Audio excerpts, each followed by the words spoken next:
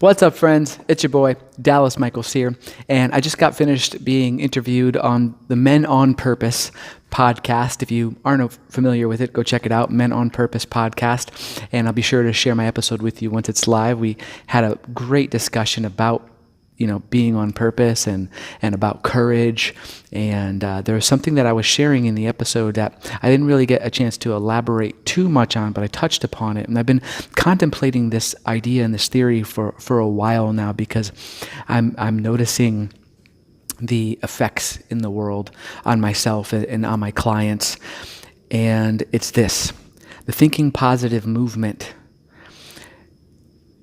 is killing us. Where thinking positive, the intention behind it is to help us, assist us in moving forward, in shifting our state. And it has, of course, a good intention. Yet I believe it's gone awry for decades and decades and decades now. And I believe it's the reason why we have so many people on anxiety medications or depression, medications for depression. I also believe it's one of the number one reasons for adrenal burnout. And that is an epidemic. I'm telling you, 90% of the human population has some degree of adrenal burnout, even if they don't know it. That's why they sell 6 million or more of the 5-hour energy shots every day. 6 million a day of the 5-hour energy shots became almost $1 billion company overnight. And not to mention our coffee stores, Gloria Jeans and Starbucks on every single corner across the Western Hemisphere and now even across the globe, really. And it's because people are exhausted. And I believe one of the number one reasons why they're exhausted is because their nervous systems are so jacked. Our nervous systems are so wired and fired up.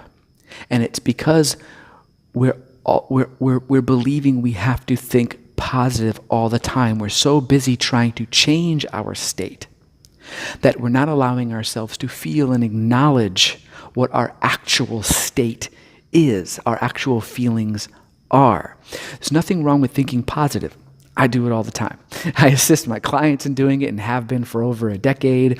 It's something that I absolutely do. Yet the difference between thinking positive and continuing to do affirmations and declarations and changing your thoughts before you've had a chance to witness and be with them is the difference between allowing yourself to naturally be positive, right? Our internal spirit, the thing actually driving this machine, thinks positive. It's actually neutral, technically, completely neutral to all the things in the world. Even though we may not be neutral here in this physical plane on the surface, our spirit inside, the energy within us, is neutral. Because it knows it's just in an illusion, it's in a play. It's having an experience, and every experience is perfect for whatever its evolution is. But the ego, the part that believes it's separate from things, and I love my ego. Ego is important to continue to live in this duality reality.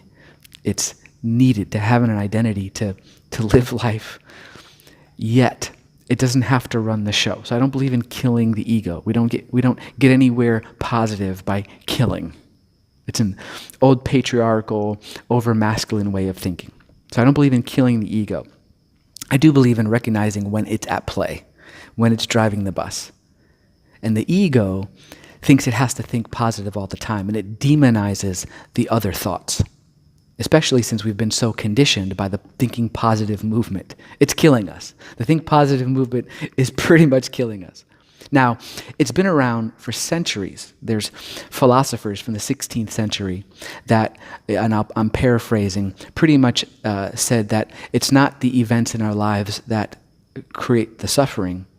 It's the thinking about those events that create the suffering. And that's no different than Taoist and Buddhist philosophies and Hindu philosophies that have been around for centuries. that the suffering comes from our thoughts. So the idea of thinking positive, of course, let's think positive, so we avoid the suffering. Yet we would naturally think positive. You don't have to effort thinking positive.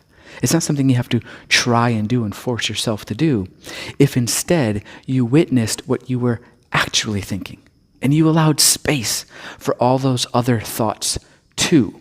You gave them permission to be there because they're there attempting to deliver a message to you. Not every single thought.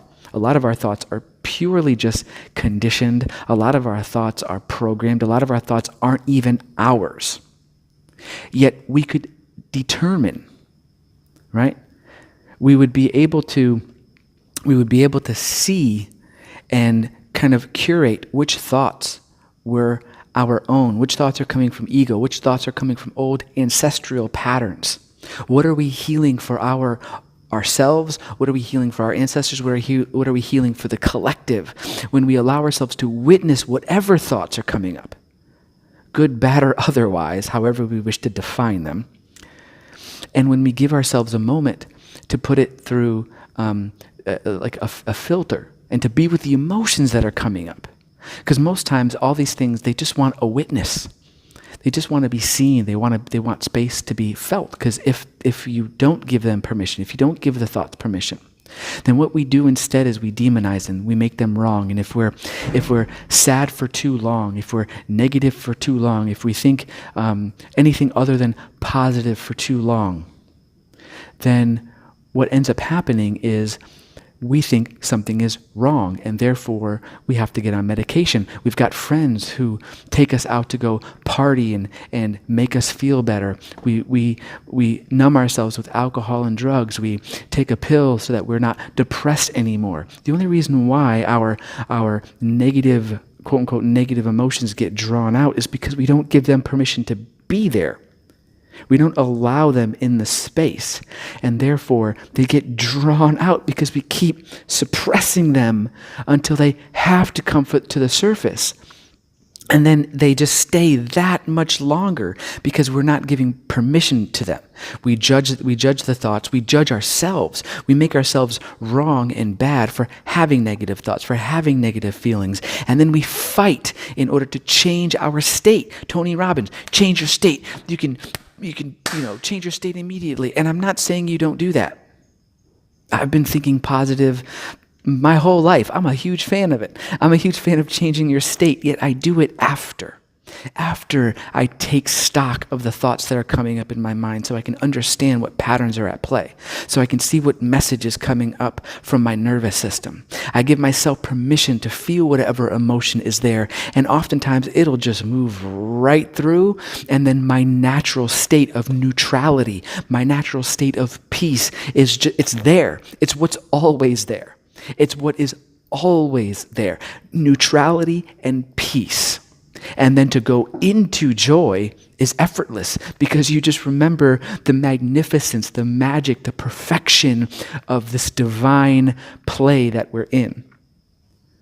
You see things for what they are, and joy just comes instantly, naturally, without having to change my state, without having to take this emotion that I'm feeling and then force it through jogging, working out, taking a pill, drinking, taking a drug, meditating, always doing in order to change my negative thoughts, change my negative emotions, because I don't want to create a life like that. There's a difference between having constant negative thoughts and emotions and having it be chronic and having that create your life.